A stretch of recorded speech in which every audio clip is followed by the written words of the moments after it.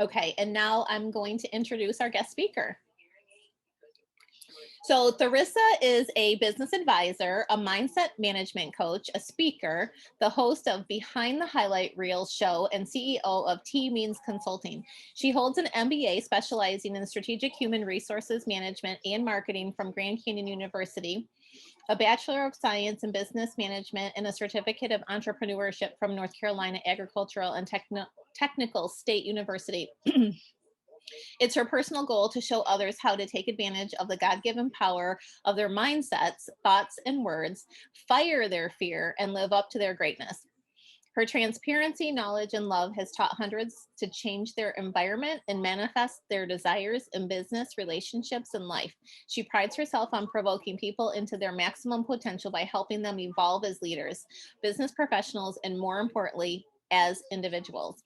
Her goal is to make sure that everything she does reflects loving service and inspires others to do the same. And I'm very pleased to announce the fabulous and phenomenal Therisa Means, my very good friend. Thank you for joining us today. Yay, thank you. Okay, so let me share my screen. How do I do that?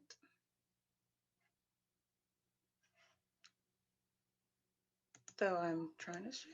The middle green button. See, of course, when I get here. All right, so can y'all still see me though? Yes. Yes. All right. So as Angela said, I am Therisa. We're going to have a conversation today. So it's more of not me speaking towards you, but you guys speaking at me. So go ahead and scroll your mouse over the mute button so that you can unmute easily, talk to me, talk back to me, because as more interactive as you are, the better this is going to be. And actually, the more you're going to actually remember everything that we talk about, right? So today we're going to talk about 3 ways that fear is blocking your business success. I've been literally doing fire fear type of classes and coaching for probably about 10 years. It never gets easier, but it does become more interesting. So I want to thank Angela and everybody in WIN for even allowing me to be here to give you guys this information and have this conversation with you guys. So thank you. So Angela already gave you guys a quick synopsis of who I am. So as she said, I'm a mindset management coach, business advisor, speaker, and a CEO. I literally specialize in strategic business planning, specifically on mindset management, because everybody needs their mind to get in check, fear elimination, which is what we're going to talk about today, and personal development for business owners, leaders, and management. So we usually have in my life, I don't know how to move myself off the screen. Okay, here we go. So usually there are 4 reasons for why people or have some type of fear, or they're seeking information about firing fear. 1, they know that they should be in a better position in their lives, but they're struggling to get to that place. 2, they have a strong determination and motivation, but sometimes that the extra motivation is missing, or that discipline to actually do what they're supposed to do is missing. Either 3, they want their business to be successful, but they cannot figure out what's holding them back or what's going on to keep them stagnant in one specific place. Or 4, they are just ready to take action and figure out how fear is handling them so that they can move forward. So I want you guys to look at this and tell me, when it comes to fear, which one of those go with you where you're at? 1, 2, 3, or 4. This one you can unmute your mic. I'm sorry, I'm reading them. It's taking me a second. 3. 3. Okay, awesome. 4. 4. So usually 3. we have about a lot of 3s. So usually when we go around this, there's a lot of 3s, a lot of 4s. Yes, all of. And then a lot of all of them, like you said, because there's sometimes I'm one, sometimes I'm two, telling you. some days I'm four, some days I'm three, and that's usually how it goes. And so that's why I decided to create this entire program to talk about that. So we're going to talk about elevating our businesses through the fear. Anyway, so opportunity awaits us.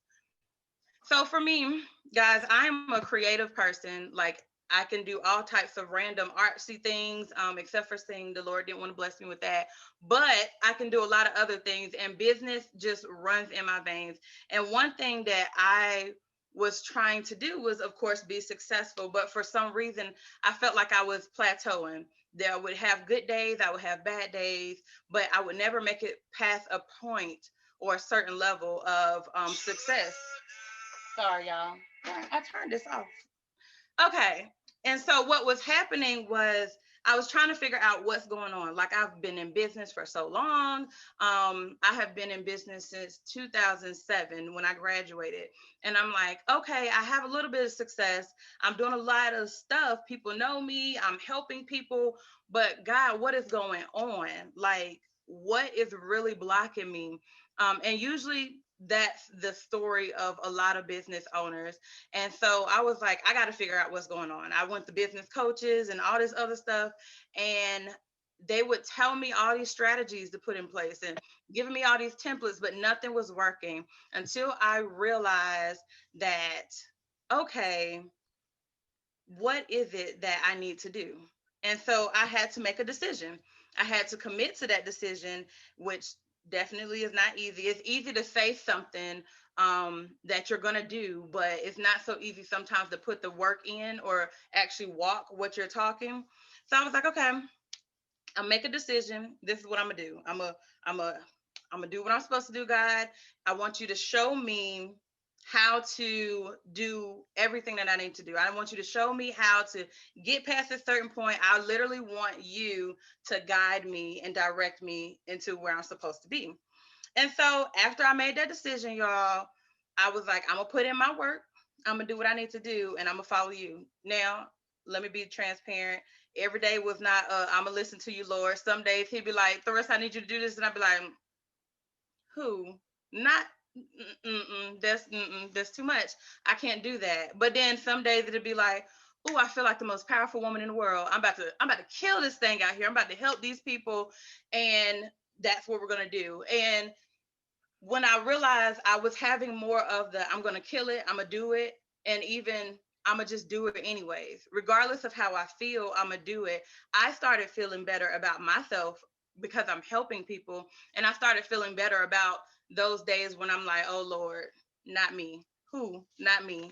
So after that decision, I've been able to do so much, elevate different businesses, help them balance their lives, and not just in business, but their lives, period, as it pertains to their relationships, as it pertains to their mindsets, their relationships, not in just a romantic relationship, but like relationships when it pertains to their sisters, brothers, family, how they interact with their friends, all of those type of relationships, even their children, just because I decided to make that big decision.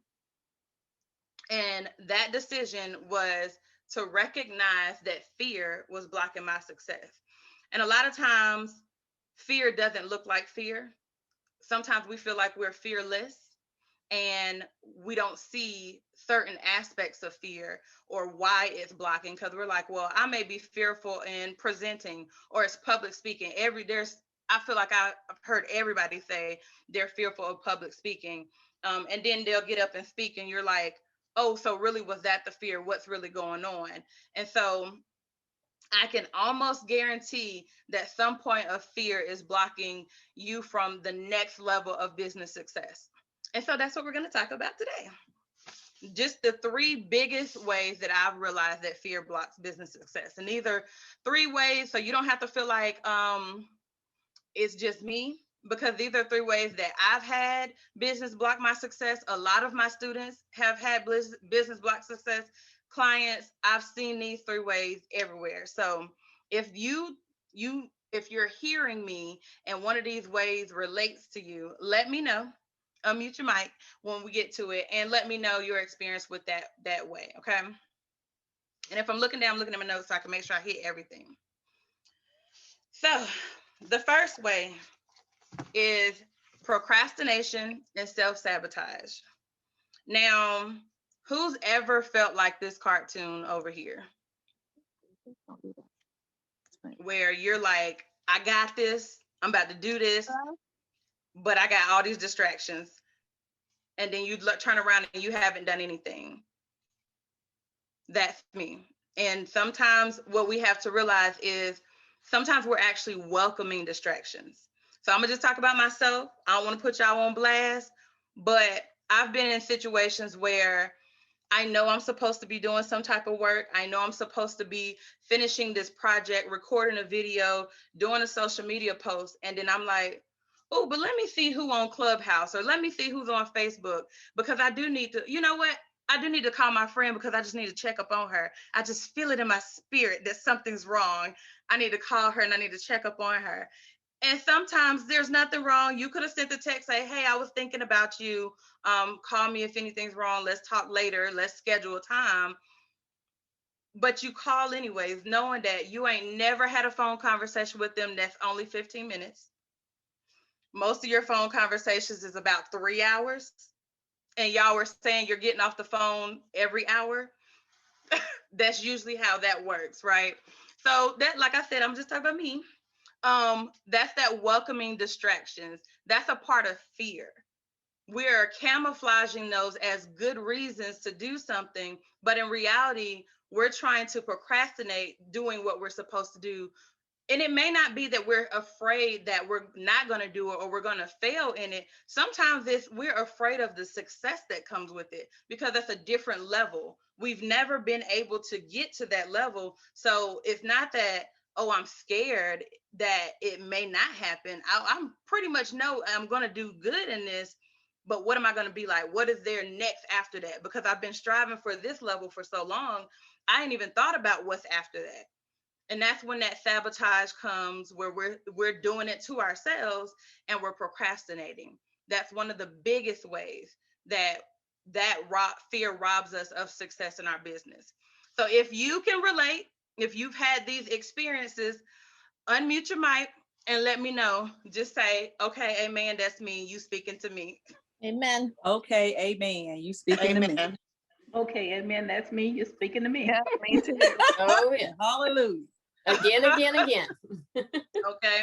So that was one thing I had to learn for myself, and realize, okay, I got to do something different. And so let me tell you guys, when you actually take a little moment to recognize it a little bit more, now that I've shown you, we've talked about it, you're going to start realizing those situations where you're doing it now, because we don't talked about it. You're going to start realizing it more. You'll start seeing it more. And so when you recognize it, start making a change. Start talking to yourself. You know what am I really trying to do?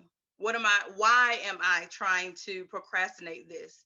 What happens if I don't do this? And what happens if I do it? Let me go ahead and get down to work and do what I got to do. Okay. So the next thing, fear blocks us with unnecessary comparison. Listen, especially at this age where social media is big, all you see is people's highlight reels on the social media, on Instagram, reels, all this. You see everybody's good, glamorous life. Everybody, well, you don't see too many vacations right now, if you're in this area, but you see people outside playing in snow, having happy lives, but nobody's showing the frustrations at the house. Nobody's showing how they may be depressed. Nobody's showing that they may not have had $5,000 in their business this month, but they out here teaching how to make $5,000 in 1 week.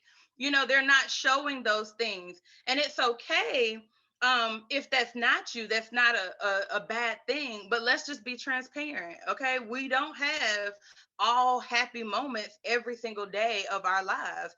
We have moments where we're sad, we're angry, we're frustrated, we're upset. We have those moments where we're depressed and we're feeling like something's wrong with us. And if you're more like me, I have those moments where I'm like, I think I'm about to lose my absolute mind. Okay. But people don't talk about that. And so you're going through looking at everybody else's happy lives, and you're like, well, what's wrong with me? Why isn't my business making $5,000 a week? Or why isn't my business making $10,000 a month? Or why isn't my business showing up on this screen and this and that? And we realize later on, now we don't went down a rabbit hole. The whole time we looking through people's lives, we are in a rabbit hole because we're looking at why not me. And you're laser focused on that negativity. That causes us to compare unnecessarily. Now, there's a difference because there is a purpose to compare. All right. So there's a wrong way to compare, which is all that I just talked about. And then there's a right way to compare when you're actually happy for that person and you know how to move and let that be, ooh, I see something happening in her. I know that that can happen to me. Let me use that to motivate me. Or, oh, well, she's making $5,000 in this week. That means people out here spending money. So that means that there's an opportunity for my business to make some money. Right? Does that make sense? I see heads shaking. Yes. Right. So that's the way we want to compare, use comparison to block that fear instead of, oh, well, there's something negative here. We want to use that to look at what's happening and see the light at the end of the tunnel. Okay. So we want to focus on the positive and focus on what that means. And also remember, people's highlight reels is just exactly that. It's a highlight reel. They're saying they may be making that, but we don't really know. We just have to believe what they tell us. But again, they're not showing the rest of it behind it. And I think that's where lessons are learned, when we can be transparent with each other and say, listen, today I almost snatched my whole wig off because I was about to kill somebody. You know, we have to be transparent in those moments, because if we don't, you about to snatch your wig off and thinking something's wrong with you. And you like, no, girl, my wig was off yesterday. I understand. You know, you ain't the only one feeling this way. You're not isolated. You're not alone. There are others that are feeling that way. There's nothing wrong with you. You're okay. This is normal. Let's move on. Let's figure out how to fix it and keep it moving. And so we want to make sure in our businesses that fear is not causing us to compare unnecessarily, but we're using that comparison to motivate us and provoke us to do great in our own businesses. All right. So that's number 2. If y'all are ready for number 3, because I've been talking a lot, I want to make sure y'all still with me. Go ahead and let me know that you're ready for the next one. You can go ahead and unmute. Take me a little. Ready for number 3.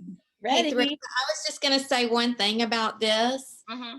And I think probably one of the biggest, I mean, because we all do this, right? I mean, like we're always comparing. It's been that way for so long. Right. And, you know, and I didn't learn this until like way late in life. I certainly didn't as I was kind of coming up through, but having people that you can be honest with, you know, calling them when you feel inadequate, you know, because sometimes when we don't look back, we don't see how far we've come. Mm-hmm. Like we've made great strides, but you know, we're looking over here at them or where we really want to be. And we're not quite giving ourselves, you know, the credit of really what we have accomplished already.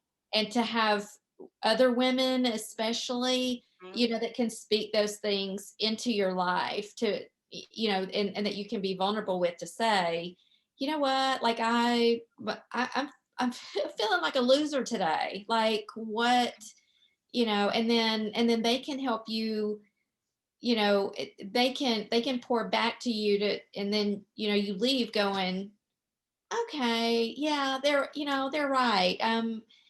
You know, and it hasn't always been that way in my career anyway. You know, there has been, I really love that there is a shift, or else I'm just finding better, you know, better people to be around. But you know, how women are now more for other women instead of that competition, because that kind of, you know, that kind of starts it all. Like we're all in competition with each other, and it's no, I mean, like we can all help each other. There's enough for everybody. So you know, and even being vulnerable with other women, sometimes it's scary, you know, but you know, but when women can come together like that, like, oh my God, you know, it's amazing. And I think that is the beauty of this group with Win, because we allow ourselves to be as transparent as we can so that someone else feel comfortable being transparent. Like if y'all talk to me, I am the most transparent person in the world. I will let you know and in on everything. And people always ask me, why do you share so much? Or why do you, like, you be saying stuff that other people be scared to say? Because you're not alone. And that's where, like I said, the lessons and the transforming takes place behind those highlight reels, when you can be vulnerable with people, you can be open. And if you don't have someone that you can be transparent with, you have 11 people right here that you can be transparent with. So create those environments, create those spaces, but then also understand sometimes, and I'm gonna just be honest, sometimes the Lord don't even allow you to be able to reach nobody when you're trying to reach out.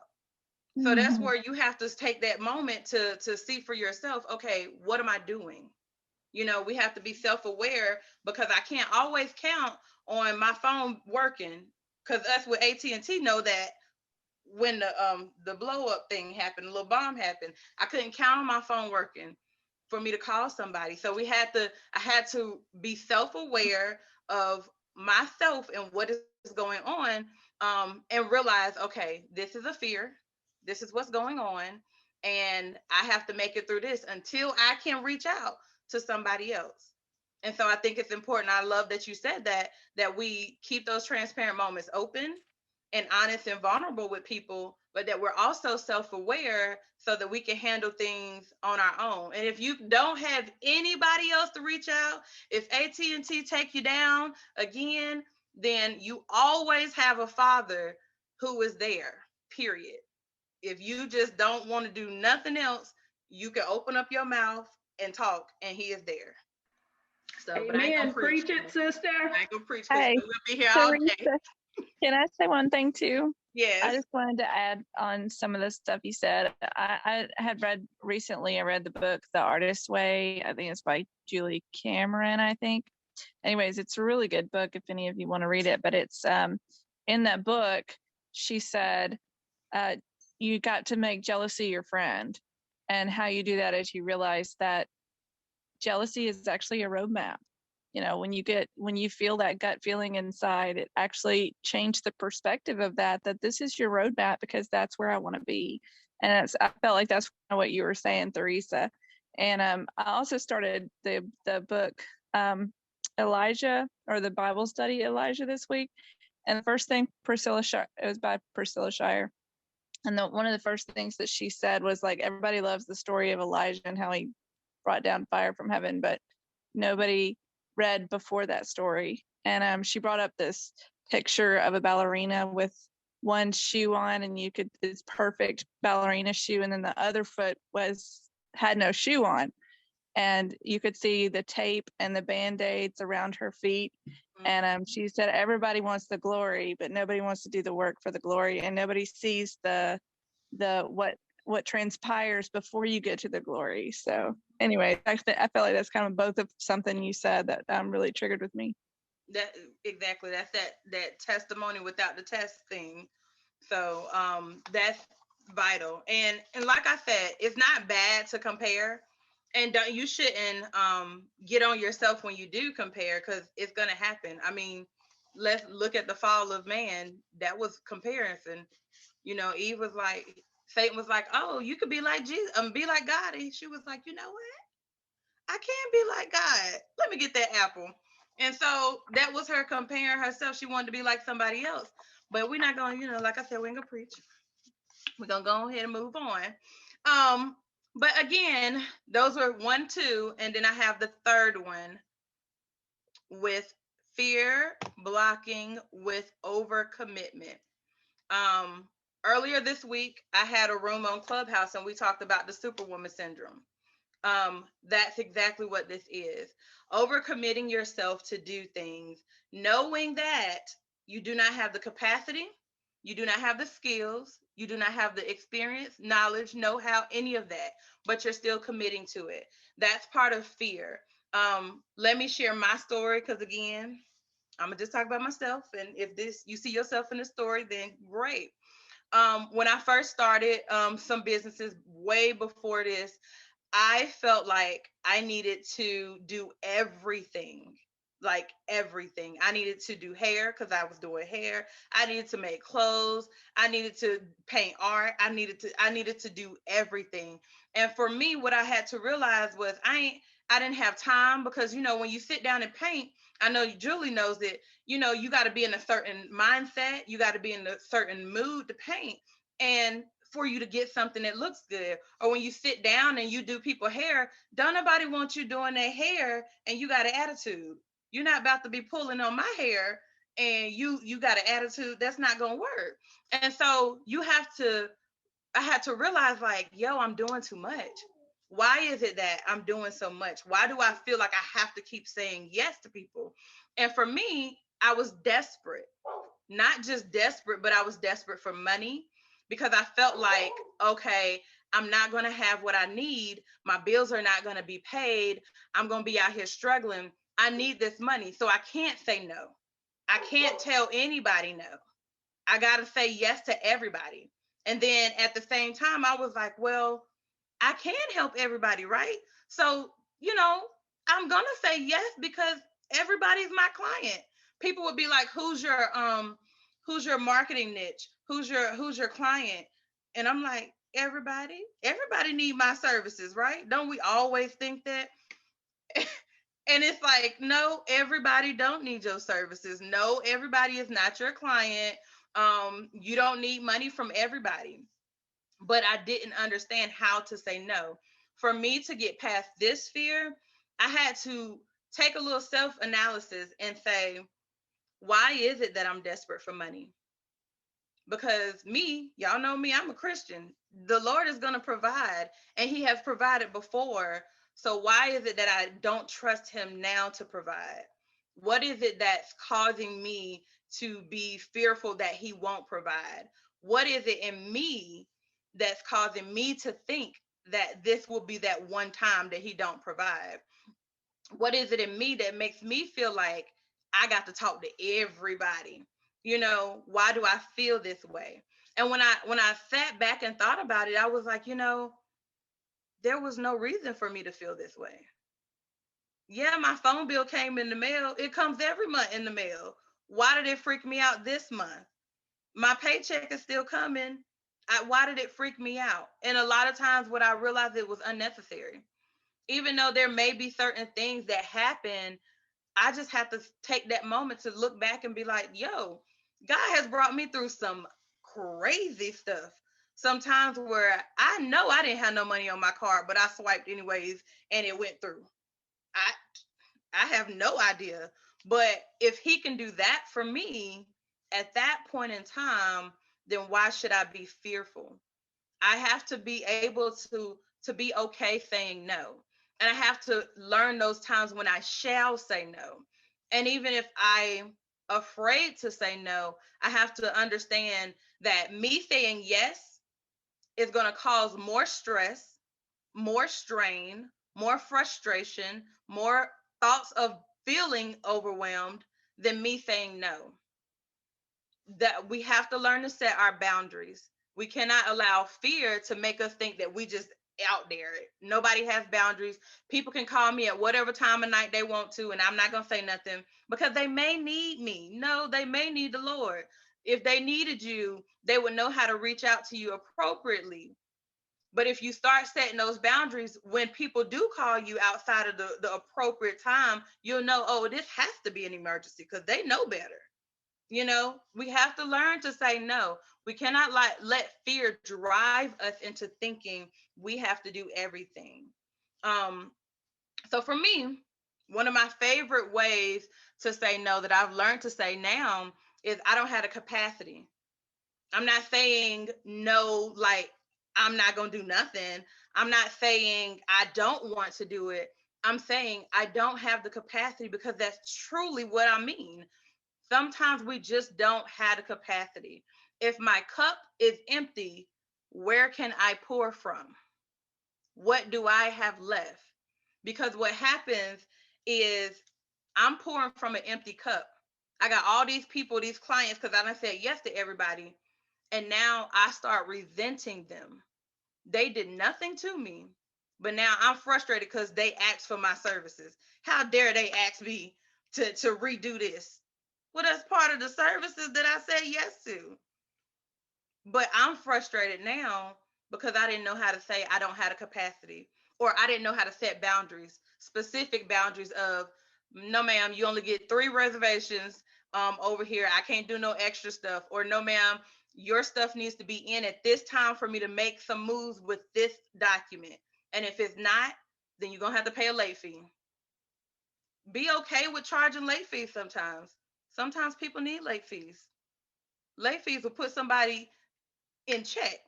I remember working at a daycare, we charged $1 for every minute that parents was late. Now, was we really going to charge that every single time? No. But when we had that one parent that want to come in at 6:30 and we close at 6, and she do this four times out of the week, absolutely. $30, ma'am. That'll be on your bill.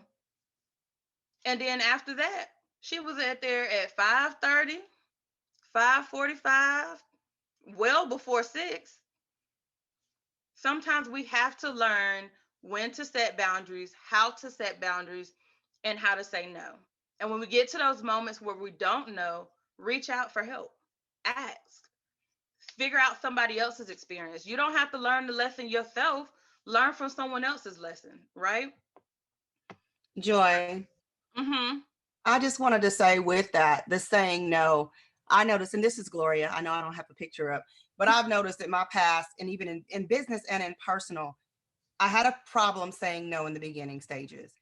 I learned how to say no. The very first time I said no, I felt empowered, which made the second time easier and easier. Like you said, you set boundaries for yourself and others, because what you have to realize too, and from a religious standpoint of view and business, your calling, your purpose, and your assignment is not for everyone, as you just stated. Mm-hmm. So everyone is not afforded access to you.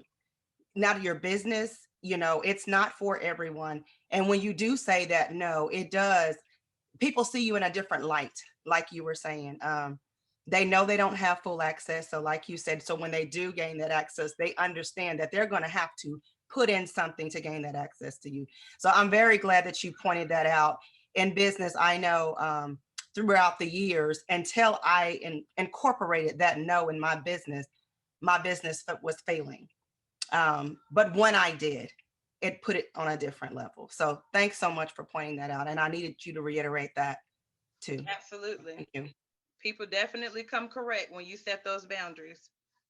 All right. So the truth is, fear, there's way more reasons that fear blocks our success, and way more ways that fear blocks our success. But what really is the situation is, we're supposed to be CEOs of our business, right? We're the president, the managers. This is our business. And we've allowed fear to take that CEO position. We've allowed fear to make all the decisions for us. We've allowed fear to decide what we're going to do in business. We've allowed fear to literally navigate every part of our businesses. And then we're sitting back just, okay, well, I'm going to just do this because, and that's not going to work. Okay. So at this point, the situation is a hostile takeover. And I like saying a hostile takeover because if fear, hostile takeover is, I'm going to snatch my business back, right? If we do it like, a little bit at a time, then we let that door open. And what's the thing? If you leave an inch open, they're going to kick a foot. Okay, I don't want to leave the door open. I don't want no cracks. I don't want any of that, so that fear can just bust back in and take my company over. I have to snatch my company back, snatch my life back away from fear. Now, I say snatch it back, but that does not mean that it's going to be a one-time thing. This is an everyday decision. This is an everyday work. sometimes every hour, sometimes every minute. There has been times where it has been every single minute.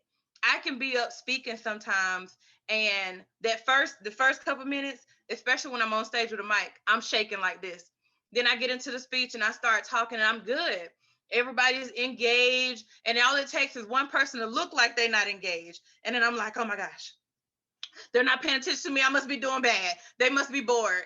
No, that's an every minute decision that I have to be like, I'm gonna do it anyways. If they're not listening, guess what? Susie on the right is, Mary on the left is. That's okay. Tim don't want to listen. It's fine. Tim can be living in his life where it's at. But Susie and Mary, their life about to change today. Every minute I have to do it. So let's make sure that we are taking over that position from fear. And so I know we're about to wrap up. I wanted to offer an opportunity for people, if that's okay with Angela, right before we do question and answer. Yeah, of course. So I have a class that we literally go through not just these steps, but more steps, where we literally take a fear and work on it through the whole class. And I show you how to move within that fear, how to move beyond that fear, and how to take your fear back, your position back. And for you ladies, I wanted to make sure that I give you guys an opportunity to join the wait list so that when enrollment opens, you guys will be the first ones to see it. And so I'm gonna skip some slides so that we can get on to it. This is what you get for the waiting list. You'll be able to know when enrollment opens, and I will give you ladies an exclusive offer. But all you have to do now is just join the waiting list. So you're going to go to firefearmasterclass.com and join the waiting list.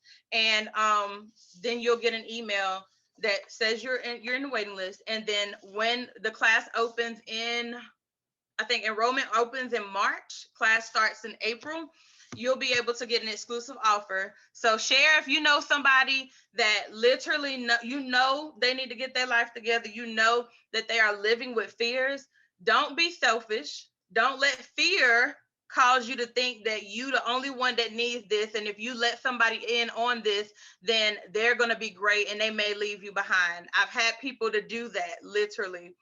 Share with people and allow them to be in this class with you. We all need to win together, not alone, together. And so I'm going to leave this up until you guys need me to take it down, because I don't know how to get back off the screen.